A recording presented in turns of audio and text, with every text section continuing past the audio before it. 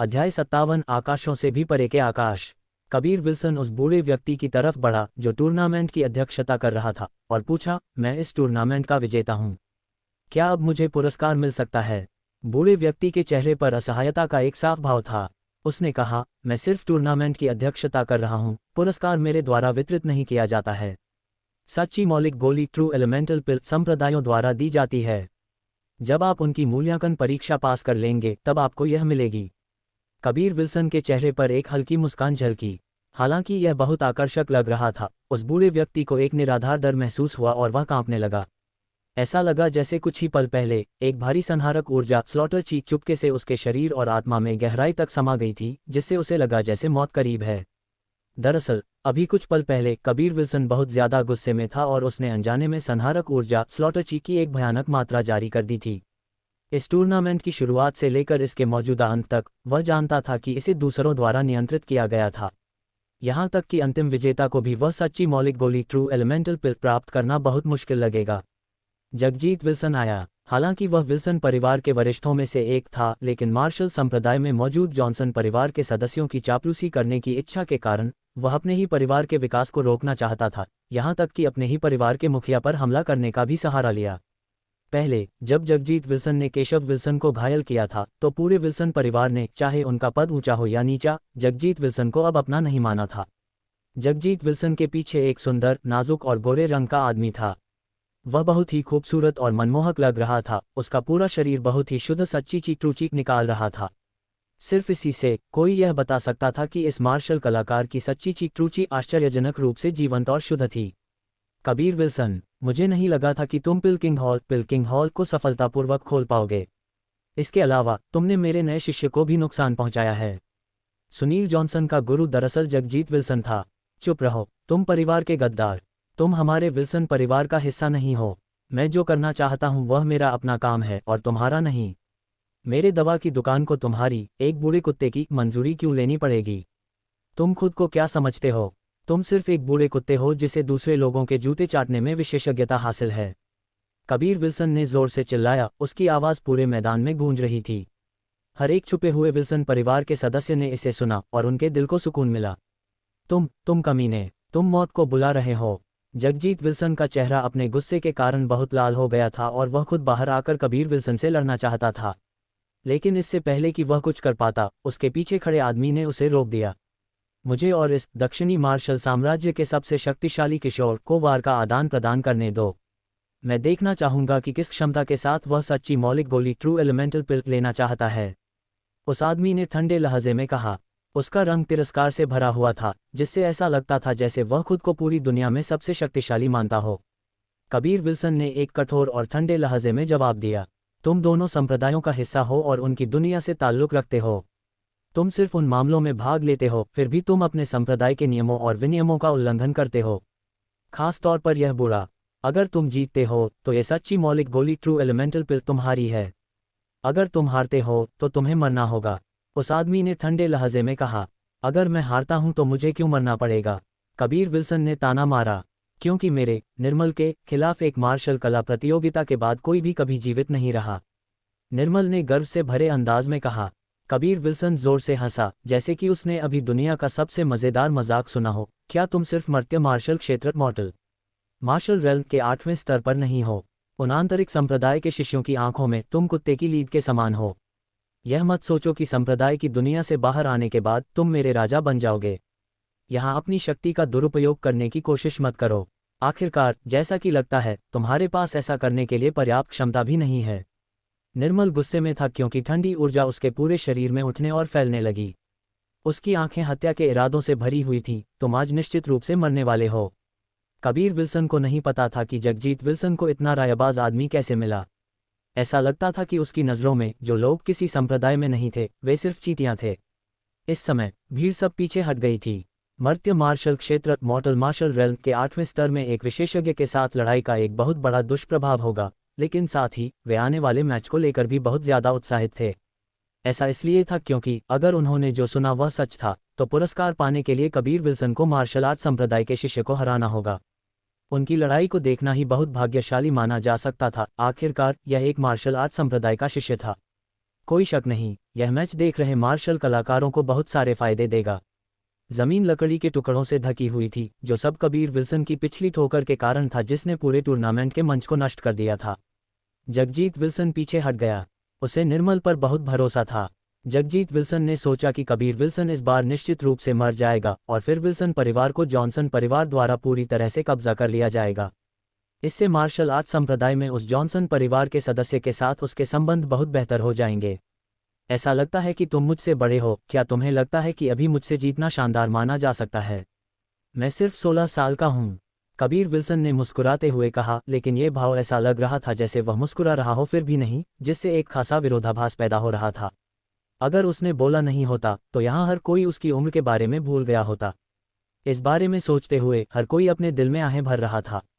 सिर्फ 16 साल की उम्र में उसकी पहले ही ऐसी उपलब्धियां थीं। ये निश्चित रूप से एक बहुत ही प्रतिष्ठित और शक्तिशाली किशोर था। ठीक है, मैं तुम्हें एक चाल चलने की अनुमति दूंगा। मैं यहाँ बिना हिले डुले खड़ा रहूंगा, लेकिन उसके बाद मैं बिना किसी दया के कार्य करूंगा। निर्मल अभी अभी आया था और जगजीत विल्सन ने उसे बताया था कि कबीर विल्सन सिर्फ मर्त्य मार्शल क्षेत्र मॉर्टल मार्शल रेल्म के 7वें स्तर में था। क्योंकि निर्मल मर्त्य मार्शल क्षेत्र मॉर्टल मार्शल रेल्म के 8वें स्तर में था, वह इस तथ्य से बहुत ज्यादा तिरस्कार से भरा हुआ था कि दूसरा पक्ष एक रसायन बनाने वाला था और निश्चित रूप से मार्शल पद पर ध्यान केंद्रित नहीं कर रहा था, इसलिए जाहिर है वह बहुत कमजोर है। नियमित दुनिया में मर्त्य मार्शल क्षेत्र मॉर्टल मार्शल रेल्म के 8वें स्तर में कोई भी पहले से ही शीर्ष मार्शल कलाकारों में से एक माना जाता था। लेकिन मार्शल आर्ट संप्रदायों के शिष्य भी ज्यादा समृद्ध आत्मिक ऊर्जा स्पिरिट ची को अवशोषित कर सकते थे, साथ ही आत्मिक श्रेणी का भोजन और गोलियां खा सकते थे। उनके सच्ची ची ट्रू ची के अभ्यास भी बहुत अच्छे थे। इन सभी कारकों को मिलाकर नियमित दुनिया के लोग संप्रदाय के मार्शल कौशल के स्तर से मेल खाने की उम्मीद नहीं कर सकते थे। तुम मुझे एक चाल चलने दोगे? कबीर विल्सन की आवाज़ भावहीन थी, लेकिन वह अपने दिल में खुश था। मर्त्य मार्शल क्षेत्र मॉर्टल मार्शल रेल्म का एक 8वें स्तर का विशेषज्ञ बिना किसी बदले के उसके मुके से मारा जाने वाला था। निर्मल का तो जिक्र ही नहीं, अगर यह मर्त्य मार्शल क्षेत्र मॉर्टल मार्शल रेल्म के 9वें स्तर में कोई होता तो वह निश्चित रूप से बाद में ठीक महसूस नहीं करता। निर्मल ने ताना मारा और कहा, तुम्हें इस एक हमले में अपनी सारी शक्ति निचोड़नी होगी, क्योंकि यह तुम्हारे जीवन का आखिरी हमला होगा। उसके बाद तुम मर जाओगे। मैं हमला करने जा रहा हूँ। कबीर विल्सन कुछ कदम पीछे हट गया। अपने दिल के अंदर वह चुपके से बहुत खुश था। उसे नहीं लगा था कि इस दुनिया में इतना अभिमानी बेवकूफ़ होगा। निर्मल ने तिरस्कार से मुस्कुराया। उसका पूरा शरीर थोड़ा हिल गया क्योंकि उसके शरीर से एक शुद्ध सफ़ेद धुंध निकल रही थी, बाद में एक मजबूत ची आभा ची और अर्थ में बदल रही थी। इसने एक ची कवच बनाया जो उसके पूरे शरीर को घेर लेता था। पूरी भीड़ ची आभा कवच को महसूस कर सकती थी और यह भी देख सकती थी कि यह कितना मजबूत था। ऐसा इसलिए था क्योंकि जब ची कवच ची शील्ड बना था तो उसके आसपास के लकड़ी के टूटे हुए टुकड़े तुरंत पाउडर में बदल गए थे। तुम्हारे पास कुछ साधन जरूर हैं, लेकिन ये सिर्फ इस स्तर पर है। तुमने मुझे निराश कर दिया है, कबीर विल्सन ने अपने दिल में सोचा, जबकि उसने ताई ची दिव्य अभ्यास ताई ची डिवाइन एक्सरसाइज का संचालन किया और अपने शरीर में 5 तत्वों की सच्ची ची ट्रू ची को गतिमान किया। पिछली बार जब वह मर्त्य मार्शल क्षेत्र मॉर्टल मार्शल रेल्म के 5वें स्तर में था तो उसने योगेंद्र विल्सन को उसी 5 तत्वों की सच्ची ची ट्रू ची का उपयोग करके हराया था, उन्हें मिलाकर और सार्वभौमिक बल यूनिवर्सल फोर्स में बदल दिया था। यह एक अराजक प्राचीन शक्ति थी जो समय की शुरुआत से मौजूद है। ये वह शक्ति थी जिसने स्वर्ग और पृथ्वी का निर्माण किया, इसकी असली ताकत है। हालांकि कबीर विल्सन का सार्वभौमिक बल यूनिवर्सल फोर्स सिर्फ भ्रूणीय अवस्था में था, फिर भी यह बेहद भयावह था। पिछली बार जब उसने इसका इस्तेमाल किया था तो उसके पूरे शरीर में असहनीय दर्द हुआ था, लेकिन अब ये पूरी तरह से एक अलग मामला था। वह अब मर्त्य मार्शल क्षेत्र मॉर्टल मार्शल रेल्म के 8वें स्तर में था। इसके अलावा उसके शरीर को अमर और शैतान कुंड इमॉर्टल एंड डेविल पूल में शोधन से गुजारा गया था। धीरे धीरे उसके शरीर को एक अमर और शैतानी शरीर में बदल रहा था। अब उसका शरीर इस प्राचीन सार्वभौमिक बल यूनिवर्सल फोर्स का सामना करने में पूरी तरह से सक्षम था। इसे उसकी सबसे बड़ी चाल कहा जा सकता था, उसका सबसे मजबूत कार्ड जिसका वह शायद ही कभी इस्तेमाल करता था। जब उसने देखा कि उसके सामने वाला विरोधी एक बेवकूफ़ था जो मरना चाहता था, तो वह निश्चित रूप से मना नहीं करेगा और निश्चित रूप से दूसरे पक्ष की इच्छाओं का पालन करेगा। जब उसका प्रतिद्वंद्वी मर जाएगा तो वह उन्हें ये जानने देगा और अपने शरीर से महसूस करने देगा कि लोगों से परे लोग, आकाशों से परे आकाश क्या कहलाता है। 5 तत्वों की सच्ची ची ट्रू चीज़ जल्द ही कबीर विल्सन के अंदर एक साथ मिल गईं, खुद को सार्वभौमिक बल यूनिवर्सल फोर्स में बदल दिया। यह उसकी बाहों में उमड़ पड़ा, फिर भी इसके अस्तित्व का कोई निशान नहीं दिख रहा था। इस पल में कबीर विल्सन उछला और निर्मल की तरफ दौड़ा। अध्याय 58 युद्ध की प्रस्तावना। कबीर विल्सन को अपनी तरफ आते देख, इसके अलावा किसी भी तरह के सांस के उतार चढ़ाव को भी जारी नहीं करते हुए, निर्मल ने अपने होंठ भींचे और एक तिरस्कारपूर्ण ताना दिखाया।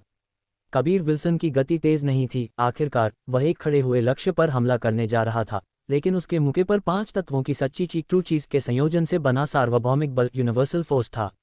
Heavenly tiger storm killing fist. Kabir Wilson Nirmal के सामने पहुंचा। जैसे ही कबीर विल्सन के मुके चले, वे गड़गड़ा उठे। अचानक उसके 2 मुक्कों के ऊपर एक पारभासी बाघ का सिर दिखाई दिया। बाघ के सिर ने अपने बड़े जबड़े खोले और सीधे निर्मल के गर्भ से भरे ची आभा कवच ची और शील्ड में घुस गया। उसके सीने पर बिना किसी रुकावट के वार किया। ची कवच ची शील्ड एक पल में टूट गया। जगजीत विल्सन और निर्मल दोनों अपने दिलों में बुरी तरह चौंक गए, लेकिन इससे पहले कि उनमें से कोई प्रतिक्रिया दे पाता, मुक्का पहले ही निर्मल के सामने आ चुका था। कबीर विल्सन के मुके ने, जिसमें वह रहस्यमयी शक्ति थी, निर्मल के सीने पर सीधे वार किया। जैसे ही मुक्का निर्मल के सीने पर पड़ा, उसे अपने शरीर में पागलपन से उमड़ती हुई और अपने शरीर के हर इंच को जितनी जल्दी हो सके बर्बाद करती हुई अंतहीन शक्ति महसूस हुई। उसी पल में उसने अपने पूरे शरीर में अलग अलग तरह के दर्द को फटते हुए महसूस किया और फिर अपनी चेतना खो दी, हमेशा के लिए इस दुनिया से खो गया। पूरी भीड़ मूर्तियों की तरह स्तब्ध थी, लेकिन वे अपने दिमाग में कुछ पल पहले के दृश्य को लगातार दोहराए बिना भी नहीं रह सके। कबीर विल्सन ने अपना मुक्का मारा, उस दुर्जय ची कवच ची शील्ड में घुसते हुए, जैसा कि वह निर्मल के सीने पर बिना किसी रुकावट के पड़ा। तुरंत एक रक्त धुंध ब्लड मिस्ट फट गई। जहां उसका शरीर हुआ करता था, अंदर से विस्फोट हो गया। ऐसा था जैसे उसका शरीर एक टमाटर था जिसे अभी अभी जमीन पर क्रूरता से कुचल दिया गया हो, एक लाल लुगदी में सपाट हो गया हो। कबीर विल्सन के सिर्फ एक मुक्के से, और निर्मल, जो मर्त्य मार्शल क्षेत्र मॉर्टल मार्शल रेल्म के 8वें स्तर में था, मांस का लोथड़ा मीट पट्टी बन गया। वह रक्त धुंध ब्लड मिस्ट अभी भी चौड़े मैदान के अंदर तैर रही थी, हवा के साथ बह रही थी, रुक रुक कर एक तीखी गंध दे रही थी। इससे हर किसी के गले में मतली का एहसास होने लगा। देख रही भीड़ अपने दिल के अंदर तक चौंक गई। ये दृश्य हमेशा के लिए उनके दिमाग में अंकित हो गया था। कबीर विल्सन भावहीन लग रहा था। उसने धीमी आवाज में फुफकारा, अपना हाथ हिलाया और अपनी सच्ची चियाग ट्रू ची फायर को जारी किया, जिससे जमीन पर पड़े उस मांस के लोथड़े मीट पट्टी को जला दिया। उसके बाद उसने निर्मल की भंडारण थैली स्टोरेज पाउच उठाए और उसे अपनी में फेंक दिया। मैंने संप्रदाय के शिष्य को हरा दिया, अब मुझे सच्ची मौलिक गोली ट्रू एलिमेंटल पिल दो। कबीर विल्सन ने ठंडे लहजे में जगजीत विल्सन को देखा। हालांकि उसने निर्मल को मार दिया था, कबीर विल्सन अपने दिल में जानता था कि उसे सजा नहीं दी जाएगी। उसकी राय में ऐसे घमंडी, अभिमानी और अहंकारपूर्ण आदमी को किसी भी मार्शल आर्ट संप्रदायों द्वारा कभी भी स्वीकार नहीं किया जाएगा। इस तथ्य का तो जिक्र ही नहीं कि निर्मल ने उनके नियमों का उल्लंघन किया था और नियमित दुनिया में अपनी शक्तियों का दुरुपयोग किया था। जगजीत विल्सन की सफ़ेद भौहें पागलपन से फड़क रही थीं। खून से सनी आंखों के साथ वह गंभीर और भयानक लग रहा था। वह गुस्से में था, उसे उम्मीद नहीं थी कि कबीर विल्सन इतना मजबूत होगा। सिर्फ एक मुक्के में निर्मल अंदर से फट गया था। यहाँ तक कि जगजीत विल्सन के लिए भी इस करतब को हासिल करना बहुत मुश्किल होगा। मैं तुम्हें यह नहीं दे सकता, जगजीत विल्सन चिल्लाया। क्यों? कबीर विल्सन ने ठंडे और जोरदार तरीके से पूछा। ऐसा इसलिए है क्योंकि तुमने तेज जॉनसन और साथ ही एक जॉनसन परिवार के एल्डर को मार डाला। मार्शल आर्ट टूर्नामेंट का प्रबंधन करने वाले परिवार के सदस्यों को मारने के कारण तुम्हें पुरस्कृत नहीं किया जा सकता है, जगजीत विल्सन जोर से चिल्लाया, जिससे दर्शक हैरान हो गए। इससे पहले उन्होंने नहीं सोचा था कि तेज जॉनसन को कबीर विल्सन द्वारा मारा गया था। फिर भी अब हर किसी को इसमें एक भी संदेह नहीं था, क्योंकि कबीर विल्सन की ताकत ने सब कुछ समझा दिया। तुम्हारे पास कोई सबूत नहीं है, लापरवाही से मत बोलो, कबीर विल्सन ने उदासीनता से कहा। सिर्फ उसके और जॉनसन परिवार के बीच के संबंध को देखते हुए, भले ही कुछ भी सामने नहीं आया होता, विल्सन और जॉनसन परिवार तब भी युद्ध में जाते, ये सिर्फ समय की बात थी। जगजीत विल्सन ने ताना मारा, एक प्राचीन गुप्त तरीके का उपयोग करके हमने तेज जॉनसन की अवशिष्ट आत्मा को इकट्ठा किया है। उसने हमें खुद बताया। क्या तुम सुनना चाहते हो? बोलने के बाद जगजीत विल्सन ने अपनी हथेली के आकार का एक पीला कागज दिखाया जिस पर अलग अलग पैटर्न थे। इसे देखकर कबीर विल्सन बहुत हैरान था, क्योंकि वह जानता था कि यह एक ताबीज था। यह एक बहुत ही दुर्लभ, रहस्यमयी और डरावनी चीज थी। कुछ ही लोग ऐसी चीज बनाना जानते थे। ताबीज विशेषज्ञ, उसने सिमी और भूमिका को उनका जिक्र करते हुए अक्सर सुना था, यहाँ तक कि वे 2 रहस्यमयी सुंदरियां भी लगातार इस पद की लालसा करती थीं। जगजीत विल्सन ने एक मंत्र पढ़ा और ताबीज में अपनी सच्ची चीख ट्रू चीख डाली। तुरंत बाद ताबीज के ऊपर का पैटर्न अचानक चमक उठा और सभी ने एक बहुत ही भयानक आवाज सुनी, कबीर विल्सन ने हमें मारा, कबीर विल्सन ने हमें मारा। आवाज़ ऐसा लग रहा था जैसे वह नर्क से निकली हो, बेहद भयानक और प्रतिशोध से भरी हुई थी। इसे सुनकर हर किसी को अपनी रीढ़ में एक ठंडी कंपकंपी महसूस हुई। अब तुम्हें क्या कहना है? जगजीत विल्सन ने ठंडे लहजे में कहा। उसने आखिरकार अपनी सबसे बड़ी चाल का खुलासा किया, जो विल्सन और जॉनसन परिवारों के बीच संघर्ष को तीव्र कर सकता है, दोनों परिवारों को एक पूर्ण युद्ध में धकेल सकता है। जब तक वह जॉनसन परिवार को विल्सन परिवार को खत्म करने में मदद करता, तब तक जॉनसन परिवार निश्चित रूप से उसका बहुत आभारी होगा। कबीर विल्सन ने तेज जॉनसन को मार डाला, इसकी पुष्टि करने वाले ऐसे अकाट्य सबूतों के साथ हर कोई बहुत हैरान था। मूल रूप से कुछ लोग अभी भी अनिश्चित थे, लेकिन अब वह अनिश्चितता धुएं के एक झोंके में गायब हो गई थी। सही है, मैंने तेज जॉनसन और उस जॉनसन परिवार के एल्डर को मार डाला, कबीर विल्सन ने शांत भाव से कहा। हर किसी ने इस तथ्य की प्रशंसा की कि वह इस पल में भी इतना शांत हो सकता है। हम जॉनसन परिवार विल्सन परिवार के साथ तब तक लड़ेंगे जब तक कि हम में से एक का सफाया नहीं हो जाता। तेज जॉनसन से मिलती जुलती शक्ल का एक अधेड़ उम्र का आदमी बाहर कूद पड़ा और चिल्लाया। ये जॉनसन परिवार का मुखिया जॉनसन होंग था। वे ही थे जिन्होंने पहले मुझे मारने की कोशिश की थी, उन्होंने हत्यारे भी भेजे। उस दिन हम विल्सन परिवार के लोगों ने एक दावत की मेज़बानी की थी और कई प्रमुख परिवारों को आमंत्रित किया था। तुम जॉनसन परिवार परेशानी पैदा करना चाहते थे और दूसरे परिवार के बच्चों को मारने के लिए अलग अलग हत्यारे भेजे। इस तरीके से तुम दूसरे परिवारों को हमारे विल्सन परिवार के प्रति शत्रुतापूर्ण बनाना चाहते थे, कबीर विल्सन ने उदासी से कहा। हालांकि उसके पास कोई निर्णायक सबूत नहीं था, उसके द्वारा कहा गया हर एक शब्द सच था। अपमानजनक आरोप। हम जॉनसन परिवार ऐसा कभी नहीं करेंगे, जॉनसन होंग चिल्लाया। वह जानता था कि कबीर विल्सन के पास कोई सबूत नहीं था। जॉनसन परिवार के हत्यारों ने बहुत ही सावधानी से काम किया था और अपने निशानों को ढकना सुनिश्चित किया था। कबीर विल्सन ने ठंडे लहजे में मुस्कुराया और उसका शरीर अचानक गायब हो गया और एक बूढ़े आदमी के सामने फिर से प्रकट हुआ। ये बूढ़ा आदमी जॉनसन परिवार के एल्डर्स में से एक था। हालांकि यह एल्डर किसी को अपने करीब आते हुए महसूस कर सकता था, वह समय पर कार्य करने में विफल रहा। कबीर विल्सन की हरकतें कहीं ज्यादा तेज थीं। एक ही चाल के साथ उसने अपने प्रतिद्वंद्वी की सच्ची चीख को तितर बितर कर दिया। मेरे करीब मत आना वरना मैं इसे मार दूंगा, कबीर विल्सन ने कहा। उसकी हथेली ने उस जॉनसन परिवार के एल्डर के सिर पर वार किया और उसे हक्का बक्का कर दिया। जॉनसन परिवार के एल्डर्स जॉनसन परिवार की ताकत का स्रोत थे, इसलिए जॉनसन परिवार के सदस्यों ने लापरवाही से कार्य करने की हिम्मत नहीं की। कबीर विल्सन, तुम आज निश्चित रूप से मर जाओगे। अगर तुम खुद को आत्मसमर्पण करते हो तो मैं तुम्हारे शरीर को सही सलामत छोड़ना सुनिश्चित करूंगा, जगजीत विल्सन ने धमकी दी। हालांकि वह कार्य नहीं कर सकता था, अन्यथा कबीर विल्सन जॉनसन परिवार के एल्डर को मार सकता था और फिर जगजीत विल्सन इसके लिए जिम्मेदार ठहराया जाएगा। हर किसी ने सोचा कि कबीर विल्सन ने जॉनसन परिवार के एल्डर को एक बंधक के तौर पर पकड़ा था, लेकिन ये सच्चाई से बहुत दूर था। वह सिर्फ जॉनसन परिवार के एल्डर पर भूमिका का अजीब मार्शल कौशल इस्तेमाल करना चाहता था, जो दूसरे पक्ष की चेतना को नियंत्रित कर सकता था और उन्हें सच बोलने के लिए मजबूर कर सकता था। कबीर विल्सन ने अपनी दिव्य चेतना डिवाइन सेंस जॉनसन परिवार के एल्डर के सिर में डाली और उस अजीब अभ्यास के अनुसार चीख चीख का संचालन किया। फिर जॉनसन परिवार के एल्डर एक सुस्त अवस्था में गिर गए। मैं तुमसे पूछता हूँ, क्या ये तुम्हारा जॉनसन परिवार था जिसने प्रमुख परिवार के बच्चों को मारने के लिए हत्यारे भेजे थे? कबीर विल्सन ने पूछा। हाँ, उस जॉनसन परिवार के एल्डर ने जवाब दिया। जवाब सुनकर जॉनसन होंग का रंग अचानक बहुत बदसूरत हो गया, क्योंकि पूरा मैदान शोर से फट पड़ा। पहले जब उन्होंने कबीर विल्सन को सुना तो उन्होंने इसका एक भी हिस्सा नहीं माना, लेकिन अब जब एक जॉनसन परिवार के एल्डर ने इस तथ्य को स्वीकार कर लिया तो विश्वास न करना बहुत मुश्किल था। क्यों? कबीर विल्सन ने अपनी पूछताछ जारी रखी। क्योंकि विल्सन परिवार की सेनाएं धीरे धीरे लेकिन लगातार बढ़ रही थीं। एक बार जब विल्सन परिवार दवा के कारोबार में कदम रखता तो ये हमारे जॉनसन परिवार को खतरा देता। इसलिए हमने विल्सन परिवार की दावत में भाग लेने वाले प्रमुख परिवारों का फायदा उठाया और उन परिवारों के बच्चों को मारने की कोशिश की, जिससे वे विल्सन परिवार के प्रति शत्रुतापूर्ण हो गए। ऐसा करके ये हमारे जॉनसन परिवार के लिए फायदेमंद होगा, उस जॉनसन परिवार के एल्डर ने जवाब दिया। कबीर विल्सन ने ताना मारा और कहा, देवियों और सज्जनों, जॉनसन परिवार ने बहुत से नीच काम किए हैं। हम विल्सन परिवार ने आम आबादी को कम लागत वाली गोलियां दिलाने के लिए पिलकिंग हॉल की स्थापना की। फिर भी जॉनसन परिवार ने पिलकिंग हॉल को खोलने से रोकने की जोरदार कोशिश की। उनका उद्देश्य स्पष्ट और बहुत सरल है। वे ये सुनिश्चित करते हुए कि आप उनके जॉनसन परिवार की महंगी दवा की दुकान को चुनें, सभी की मेहनत से कमाए गए आत्मिक सिक्कों स्पिरिट कॉइन्स को हासिल करना चाहते हैं।